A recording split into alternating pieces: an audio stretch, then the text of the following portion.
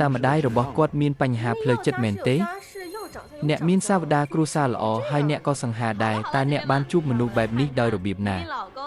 មិនអីទេបងប្អូនស្រីចូលយើងមើលថាស្វាមីរបស់លីនបានយកអំណោយថ្ងៃកំណើតអ្វីមកឲ្យនាង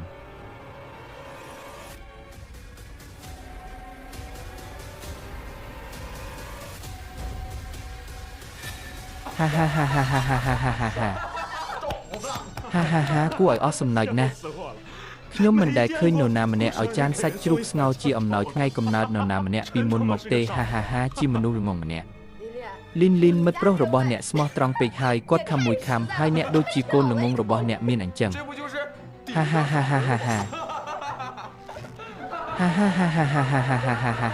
ស្គ្រូកំពុងតែធ្វើឲ្យខ្លួនឯងល្ងងខ្លៅនៅផ្ទះហើយឥឡូវនេះគាត់ក៏កំពុងតែធ្វើឲ្យខ្លួនឯងល្ងងខ្លៅនៅទីនេះដែរត្រឡប់ទៅផ្ទះវិញយើងមិនអាចឲ្យអ្នកមកទីនេះដោយឥតប្រយោជន៍បានទេមែនហើយនេះជាថ្លៃដឹកជញ្ជូនសម្រាប់សាច់ក្រកជ្រូកយកវាទៅផ្ទះហើយញ៉ាំតាមចិត្តតើអ្នកចង់ឲ្យយើងវេចខ្ចប់ម្ហូបទាំងនេះខ្លះឲ្យអ្នកទេយើងញ៉ាំស្ទើរតែទាំងអស់ហើយសាច់ក្រកជ្រូកល្អគឺជាបុគ្គលិកដ៏ល្អបំផុតមិនអីទេគ្រប់គ្រាន់ហើយមើលអ្វីដែលបងប្រុសឈួនបានឲ្យខ្ញុំនៅក្នុងការជួបគ្នាលើកដំបូងរបស់យើងបន្ទាប់ពីរយៈពេលជាច្រើនឆ្នាំមកនេះខ្សែពេជ្រមួយចុះអ្នកវិញតើអ្នកបានឲ្យអ្វីខ្ញុំក្នុងរយៈពេល3ឆ្នាំកន្លងមកនេះអ្វីដែលខ្ញុំបានឲ្យអ្នកគ្មានអ្នកណាម្នាក់អាចឲ្យអ្នកបានទេខ្ញុំមិននឹកស្មានថាអ្នកនឹងពូកែអួតអាងយ៉ាងនេះទេក្រៅពីអ្វីដែលអ្នកញ៉ាំយើងនៅជាមួយគ្នាអស់រយៈពេល3ឆ្នាំហើយខ្ញុំមិនដឹងថាអ្នកបានឲ្យអ្វីខ្ញុំទេខ្ញុំជាអ្នកដែលឲ្យជីវិតអ្នកដល់អ្នកទ្រព្យសម្បត្តិរបស់គ្រួសារឆេនទាំងអស់គឺដោយសារតែខ្ញុំអ្នកពិតជាហ៊ាននិយាយបែបនោះមែនក្នុងរយៈពេល3ឆ្នាំកន្លងមកនេះខ្ញុំមិនបានទៅមន្ទីរពេទ្យសូម្បីតែមួយដងផងជីវិតរបស់ខ្ញុំត្រូវបានប្រគល់ឲ្យខ្ញុំហើយលេនវិញថ្ងៃនេះជាថ្ងៃដ៏រីករាយដូច្នេះកុំខឹងអីពូរបស់អ្នកមិនត្រូវបានស្វាគមន៍នៅទីនេះទេដូច្នេះចេញទៅត្រឹមត្រូវបងប្រុសឈួនសុំទោសបងឈួនខ្ញុំមិនដឹងថាបងប្រើល្បិចអ្វីដើម្បីបញ្ចុះបញ្ចូលជីតាឲ្យខ្ញុំរៀបការជាមួយបងទេប៉ុន្តែសូមប្រាប់បងថាអូនគ្មានតម្លៃសូម្បីតែសក់មួយសរសៃនៅលើក្បាលបងឈួនទេមិនទាន់មានអ្នកណាទទួលយកការសុំទោសរបស់ខ្ញុំនៅឡើយទេបងស្រីហើយអ្វីបានជាខ្ញុំស្រាប់តែមានអារម្មណ៍ញាក់សាច់នៅត្រង់ឆ្អឹងខ្នងមានរឿងអ្វីកើតឡើងតើអ្នកភ័យខ្លាចដោយសារមែនទេឈប់ផ្សាយបន្តទៀតទោះបីជាគាត់លោតញាប់ប៉ុណ្ណាក៏ដោយគាត់នៅតែជាតួអង្គដែលពិបាកអានតើអ្នកមិនហៅខ្លួនឯងថាជាម្ចាស់នៃឈីងសានទេហើយអ្វីបានជាអ្នកមិនអាចដោះស្រាយបញ្ហាតូចតាចបែបនេះបានលោកសុងគ្រូសាឆេនមានម្ចាស់នៅពីក្រោយពួកគេហើយអំណាចរបស់ម្ចាស់នេះគឺមិនអាចវាស់ស្ទង់បានវាគ្រាន់តែជារឿងល្អដែលខ្ញុំរត់លឿនបើមិនដូច្នោះទេខ្ញុំនឹងបាត់បង់ជីវិតលោកសុងមើលនេះជាកម្រៃជើងសារដែលលោកបានឲ្យខ្ញុំប្រគល់វាទៅលោកវិញព្រោះលោកមិនបានរកម្ចាស់របស់លោកហើយឲ្យគាត់រៀបចំហុងស៊ុយឲ្យពួកគេលោកសុងនិយាយឲ្យត្រង់ទៅបើធៀបនឹងម្ចាស់របស់លោកនេះគ្រូមន្តអាគមដតីទៀតនៅក្នុងប្រទេសនេះគឺដូចជាស្រមោចដូចជាសត្វរុយដែលព្យាយាមអង្រួនដើមឈើជាភាសាក្នុងស្រុករបស់យើងវាជារឿងមិនសមហេតុផលទាំងស្រុងគ្មានអ្វីចម្លែកទេដែលគ្រួសារឆេនគ្រាន់តែដើរលេងពេញមួយថ្ងៃហើយមិនធ្វើអ្វីទាំងអស់គ្រួសារឆេនដែលមានតែឆេនលិនក្មេងរពីសនោះបានឡើងកាន់អំណាចលើខ្ញុំក្នុងរយៈពេលត្រឹមតែ3ឆ្នាំប៉ុណ្ណោះវាបង្ហាញថាមានមេខ្លោងម្នាក់នៅពីក្រោយពួកគេហើយពួកគេអាចទប់ទល់នឹងពួកគេបានពេញមួយជីវិតពេលមានអ្នកណាម្នាក់មកពីផ្សារមកលោកសងសូមតាមដានគ្រួសារឆេនផងប្រសិនបើមានសកម្មភាពមិនប្រក្រតីណាមួយសូមជូនដំណឹងមកខ្ញុំជាបន្ទាន់លោកម្ចាស់ឈីងសានសូមរក្សាលុយនេះទុកសិនហើយកុំប្រញាប់ប្រញាល់ដោះស្រាយជាមួយគ្រួសារឆេនគ្រាន់តែតាមដានហើយចាត់វិធានការលុះត្រាតែអ្នករកឃើញសញ្ញាណាមួយនៃភាពទន់ខ្សោយនៅក្នុងការការពាររបស់អ្នកមិនអីទេ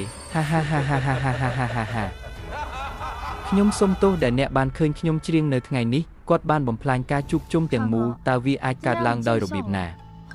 ខ្ញុំគ្រាន់តែមានអារម្មណ៍សោកស្ដាយចំពោះអ្នកដែលទទួលបន្ទុកទាំងអស់នោះតែម្នាក់ឯងដោយគ្មានអ្នកណាចែករំលែកវាបងប្រុសឈួនអ្នកពិតជាយល់ពីខ្ញុំច្បាស់បំផុតមានអ្វីមួយដែលខ្ញុំត្រូវការជំនួយពីអ្នកនេះជាលើកដំបូងហើយដែលអ្នកបានសុំជំនួយពីខ្ញុំហើយអ្នកបាននិយាយថាខ្ញុំពិតជានឹងរកវិធីជួយអ្នកដល់ទីបញ្ចប់ខ្ញុំដឹងថាគ្រួសាររបស់អ្នកមានគម្រោងទីក្រុងថ្មីមួយហើយគ្រួសារឆេនរបស់យើងក៏ចង់ព្យាយាមទទួលបានមួយដែរយើងមិនសុំអ្វីច្រើនទេពួកគេអាចញ៉ាំសាច់ ហើយយើងអាចញ៉ាំស៊ុបបានគ្មានបញ្ហាទេបញ្ហារបស់អ្នកគឺជាបញ្ហារបស់ខ្ញុំទុកវាឲ្យខ្ញុំចុះបងប្រុសឈួនអ្នកពិតជាល្អចំពោះខ្ញុំណាស់ខ្ញុំមិនដឹងថាត្រូវតបស្នងអ្នកដោយរបៀបណាទេការឃើញអ្នកសប្បាយចិត្តគឺជារង្វាន់ដ៏ធំបំផុតដែលខ្ញុំអាចផ្ដល់ឲ្យអ្នកនិយាយពីរឿងនេះគ្រួសារ Chen របស់អ្នកមានមនុស្សដ៏មានសមត្ថភាពខ្ពស់ម្នាក់ដែលបានជួយសង្គ្រោះគ្រួសារពីគ្រាដ៏សំខាន់មួយតើអ្នកអាចណែនាំគាត់ឲ្យខ្ញុំស្គាល់បានទេកុំគិតច្រើនពេកអីខ្ញុំគ្រាន់តែចង់បានដំបូន្មានពីអ្នកជំនាញប៉ុណ្ណោះតើយើងមានអ្នកជំនាញអ្វីនៅក្នុងគ្រួសារ Chen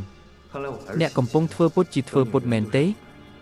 មើលទៅដូចជាខ្ញុំប្រញាប់ពេកនៅពេលដែលអ្នកជារបស់ខ្ញុំហើយខ្ញុំមិនចាំបាច់បារម្ភពីអ្វីទាំងអស់មិនអីទេគ្រាន់តែសុំឲ្យលិនមើលថែខ្ញុំកុំបារម្ភអីប្រសិនបើខ្ញុំជួបមនុស្សល្អម្នាក់បន្ទាប់ពីខ្ញុំចាប់ផ្ដើមច្រៀងខ្ញុំពិតជានឹងណែនាំពួកគេឲ្យអ្នកស្គាល់ក្មេងខ្ជិលម្នាក់នេះបានវិលត្រឡប់មកវិញហើយជំនួសឲ្យការនៅផ្ទះគាត់តែងតែរត់លេងជានិច្ចទោះបីជាគាត់អាចចម្អិនអាហារបានក៏ដោយវានឹងប្រសើរជាងគាត់ញ៉ាំតែ3ពេលក្នុងមួយថ្ងៃហើយបន្ទាប់មកក៏ដួលសន្លប់ដោយសារអ្នកបានធ្វើឲ្យខ្ញុំខ្មាស់អៀននៅក្នុងការជួបជុំថ្នាក់របស់ខ្ញុំមិនចង់ឲ្យរឿងបែបនេះកើតឡើងម្ដងទៀតទេគាត់និយាយថាមែនហើយអ្នកបម្រើផ្ទះបាននិយាយថាអ្នកចង់ញ៉ាំអាហារហើយចាក់ចេញអូអ្នកហ៊ាននិយាយតបវិញអ្នកបានធ្វើឲ្យលីនបាត់មុខតើអ្នកដឹងថាអ្នកខាត់បង់ប៉ុន្មានទេនៅក្នុងរង្វង់សង្គមខ្ពស់ទាំងនោះមុខមាត់គឺសំខាន់ណាស់ភ្លេចវាទៅអ្នកដឹងអ្វីខ្ញុំមិនដឹងថាហេតុអ្វីអ្នកចង់ស្នាក់នៅក្នុងផ្ទះរបស់យើងទេប៉ុន្តែខ្ញុំធ្លាប់និយាយវាពីមុនមកដរាបណាអ្នកចង់ចាក់ចេញពីខ្ញុំអាចឲ្យអ្នក2លាននៅពេលណាក៏បានគ្រប់គ្រាន់សម្រាប់អ្នករស់នៅពេញមួយជីវិតអូយវា3ឆ្នាំហើយចាប់តាំងពីបរិសុទ្ធចំណាស់បានទទួលមរណភាពយើងបានបំពេញបំណងប្រាថ្នារបស់គាត់ហើយមែនទេប្រសិនបើយើងបង្ខំគាត់ឲ្យចាក់ចេញឥឡូវនេះគាត់គួរតែអាចសម្រាកដោយសន្តិភាពបានប៉ាអ្នកចង់ជួបខ្ញុំប៉ាហៅខ្ញុំមកមែនទេមែនហើយវានិយាយអំពីគម្រោងទីក្រុងថ្មីរបស់យើងគម្រោងទីក្រុងថ្មីនោះមិនមែនជាអ្វីដែលជេនលីនបានសុំឲ្យខ្ញុំដោះស្រាយទេវាហាក់ដូចជាប៉ារបស់ខ្ញុំបានរៀបចំរួចហើយដូច្នេះខ្ញុំមិនគួរនិយាយវាទេការសម្រេចចិត្តលើគម្រោងថ្មីត្រូវបានបញ្ចប់ហើយខ្ញុំបានរៀបចំសេចក្តីព្រៀងកិច្ចព្រមព្រៀងរួចហើយខ្ញុំមានគម្រោងប្រគល់វាទៅឲ្យអ្នកសម្រាប់ការសម្របសម្រួលនៅពេលក្រោយគ្រួសារ Chen និយាយត្រូវដោយសារលក្ខណៈសម្បត្តិរបស់ពួកគេប្រកាសជាដឹងគុណចំពោះប្រាក់រាប់សិបលានដុល្លារការផ្ដល់ឲ្យពួកគេនៅការបញ្ជីទិញទាំងមូលដែលមានតម្លៃរាប់ពាន់លានដុល្លារជាមួយនឹងលក្ខខណ្ឌអំណោយផលបែបនេះគឺជារឿងងាយស្រួលពួកគេត្រូវបានដោះស្រាយរួចហើយដោយឥស្សរជនដ៏មានអំណាចម្នាក់អ្វីដែលពួកគេត្រូវធ្វើគឺធ្វើតាមការណែនាំពិតជាឥស្សរជនដ៏មានអំណាចមែនហើយអ្វីបានជា Chen លេនមករកខ្ញុំសុំជំនួយពីមុនតើគាត់មិនដឹងថាជើហ្វាយម្នាក់បានដោះស្រាយបញ្ហាឲ្យគាត់រួចហើយទេ